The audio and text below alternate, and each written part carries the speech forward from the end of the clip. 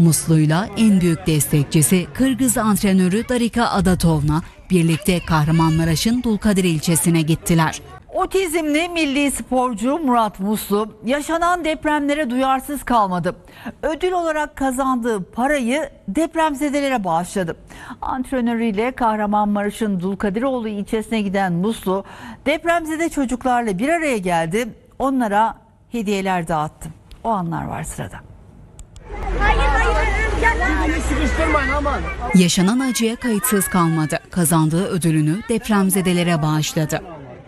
2023 8 Ocak'ta Adana'da 21 kilometre koştum. Bu ödülü kazandım. Depremzede kardeşlerime bağış yapmak istiyorum. Otizmli sporcu Murat Muslu, Muğla'nın Dalaman ilçesinde yaşıyor.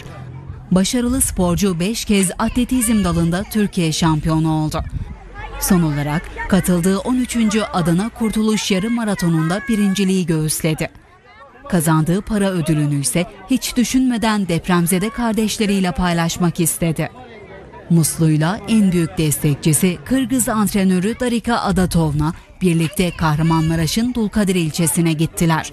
Kılavuzlu Millet Bahçesi'ndeki Kırgız çadırlarında kalan depremzede çocuklarla bir araya geldiler. 21 kilometre maraton koşarak ödül kazandı. Burada böyle bir şey olunca ağlayarak yanına geldi, dedi ki Darika hocam, bu ödülümü depremzede kardeşlerime bağışlıyorum diye. Otizm başarıya da, merhamete de, yardıma da engel değil. Engel biziz.